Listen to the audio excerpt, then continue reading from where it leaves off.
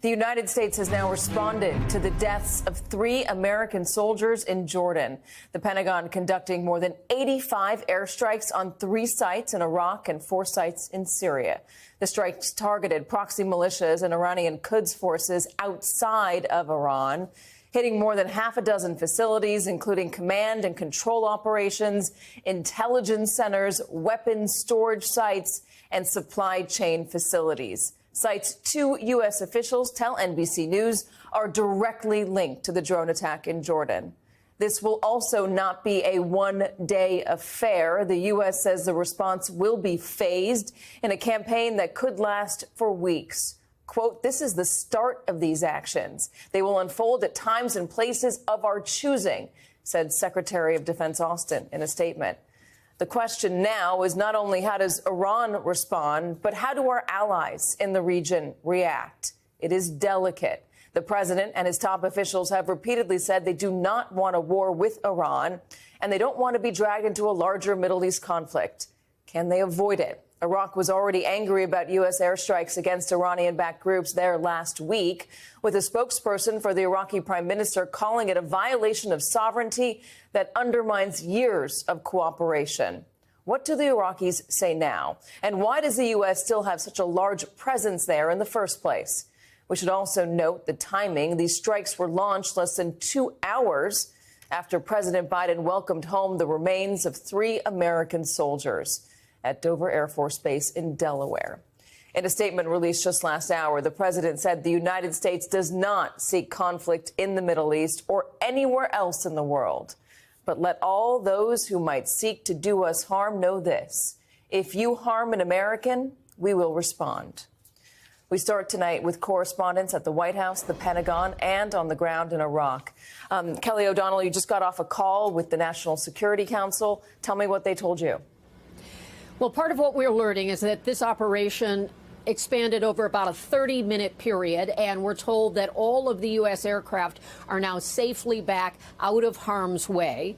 They believe that their initial assessments that they were able to strike the targets they set out to strike, and when daylight comes in Iraq and Syria and where these operations were carried out, they will have a better opportunity then to do full battle damage assessments. That includes a video component, and I'm told that there will be some determination about whether any of the strikes that are captured on the airplane video and so forth, if any of that can be made public, and they committed to some transparency on that. What they would not say is exactly what comes next, except there will be more operations. They did acknowledge that weather was a significant factor in the timing of what took place tonight. They talked about the president being updated throughout the plans of the operation, and they feel good about how they were able to target the types of facilities that they argue are directly related to the kinds of strikes that were bringing danger and ultimately lethal consequences for American soldiers. That happened, of course, in Jordan Sunday and cost 3 American lives and dozens more injured. So that was the event that struck this into this phase of operation. Tonight, our sense is that the activity for this evening is concluded based on the officials saying that the aircraft are out of harm's way. When the next type of strikes will take place, we don't have a sense. There were a lot of questions asked about that, as you might imagine, and they could not get into those details, not wanting to be ahead of the program, if you will. I also asked about cyber components to this. They would not engage on that at this point, instead focused on the specific operations. They did tell us they alerted the government of Iraq in advance that the U.S. would be flying into their territory and hitting these strikes that have the Iranian influence associated with the Houthis and the specific group that they believe is responsible for the kind of drone activity that cost American lives. So we're getting a lot of detail, and basically the big picture here is that the U.S. wanted to take out capabilities without going inside Iran and to send a very powerful signal. There will be more to learn as they are able to gain additional information and more operations to come. But that's an initial snapshot of what we're learning from officials just after this operation concluded. I want to get Katie? Keir's reaction on Iraq, but first, one more to you, Kelly O'Donnell. Let me ask you about the anticipation. What does the White House believe will happen next? Well, I think there is a sense that with the military's assessment about what strikes, damage caused by them, what capabilities have been removed from the battlefield, if you will, what then come from this, like what other needed targets have to be next in the crosshairs. We don't know the duration. We just know that it is intended to be a multi-part process.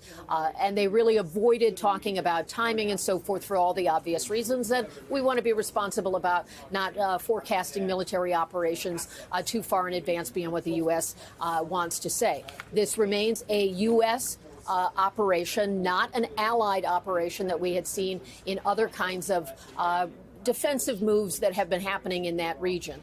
So expect that over a period of time, we will get more indications of when they're ready to move. It was notable that the officials talked about favorable weather.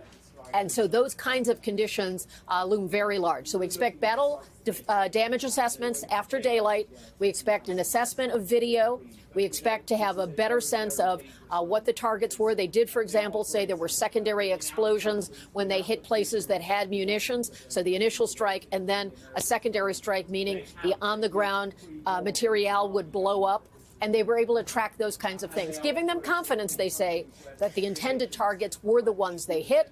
And they said they chose targets with a specific intention of reducing civilian collateral damage. And I'm sure that will be a pressing question in the days ahead as well. Katie? Kelly, were they targeting any individuals? I know they're talking about not getting civilians or reducing civilian casualties. Were they targeting any individuals? In the time that I was on the call with the Q&A, I did not hear a discussion of specific human targets. This was about capabilities in the period there. We'll review the additional questions and answers since I came out to join you, and we'll get back to you if we have more on that. Kelly O'Donnell, thank you very much. Let's go to Keir Simmons, who is in Erbil, Iraq. Here, Kelly was just mentioning that Iraq was alerted before these strikes happened. What can you tell us about how delicate it is out there? Oh, it is delicate. One of the issues tonight is that we don't actually know exactly where has been targeted. Clearly, we know the kinds of places that have been targeted, and Kelly was very well setting that out for you there. You know, munitions, drones, the kinds of facilities that these Iranian-backed proxies, and in fact the Iranian Republican Guard themselves, have been using to target U.S. bases and even attempting to supply groups like Hezbollah and targeting Israel. So we know that aspect of it, but we don't know yet exactly what was hit. Now, we have so what you have to rely on are the kinds of regional reports that we're hearing. So in Anbar province here in Iraq, we are hearing that there were explosions there and that it's in a place where the group Kataib Hezbollah is known to have an encampment now. Kataib Hezbollah is the group that is accused of carrying out that drone attack at Tower 22 that killed those 3 U.S. service members. But then, too, in Anbar province, we're hearing that a site that belongs to the Popular Mobilization Forces, another Iranian-backed kind of militia, was also hit.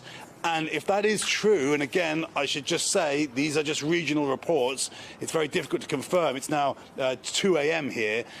If that is the case, the PMF is actually connected to the Iraqi military. So that's the kind of challenge that you may see. Now, we do have an Iraqi response. This is from the Commander-in-Chief of the Armed Forces here in Iraq. Bear in mind, Iraq will feel it has to complain about these strikes, but what it is saying is that cities along the Iraqi border areas are being subjected to airstrikes by United States aircraft, as these strikes come at a time when Iraq is striving to ensure the stability of the region. These strikes, this statement from the Iraqi military says, constitute a violation of Iraqi sovereignty, an undermining of the efforts of the Iraqi government, and a threat that will drag Iraq and the region into unforeseen consequences. Now, we should just caveat that by pointing out that the Iraqi government isn't just a partner of the US, it's also a partner of Iran. So it looks both ways, if you like, and also we know that Iraq will inevitably complain about its sovereignty being violated. The question is whether it does anything about it, and by that I mean whether it leads to Iraq deciding to tell the US forces to leave. So far it hasn't done that, despite previous strikes here. Then just turning to Syria, what we are hearing, we heard really at the beginning of all this that there was explosions in Mayadin. That's in eastern Syria, again along the border there. Now another group, Katie, which we know from the Syrian civil war, the Syrian Observatory for Human Rights, it is saying that 17 positions sheltering Iranian militias at Al-Mayadin, that those have been struck. So that gives you a picture. And as you hear about the scale of this targeting, 85 sites according to 85 targets according to the US, I think one of the things to take away from that is a spotlight, and we've said it a number of times already tonight, a spotlight on just how embedded and how widespread the Iranian influence and its facilities are, particularly in Syria, but also here in Iraq. This has been allowed to happen, if you like, over a number of years. They have taken advantage, just for example, of the terrible earthquake that you'll remember a short time, not long ago. The Iranians used that as an opportunity, for example, to embed themselves more in Syria. So this, you could argue, has been a long time coming. The issue, though, is, and the Israelis have been saying that for a long time, the issue, though, is, will these strikes tonight and what comes next, will they actually shift Tehran's strategic approach, which is to try to put pressure on Israel and push America out of this region? I think there's a big question mark there, despite the strength of these strikes. Relinquish what remains of the Allspark. So who's the incentive? What? Who's the incentive? They were defeated on our world, and we will defeat them here. This was just a diversion! Security teams bring up. Rabbit, she's already inside. Deeds! Give me an update on that reserve. Boss readiness. What was his name? What was it? Evac, sir. Evac.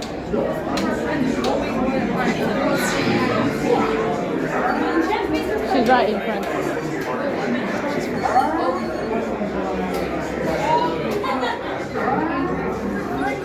We are facing a heavy, sustained attack. They appear to be after the Allspark aircraft.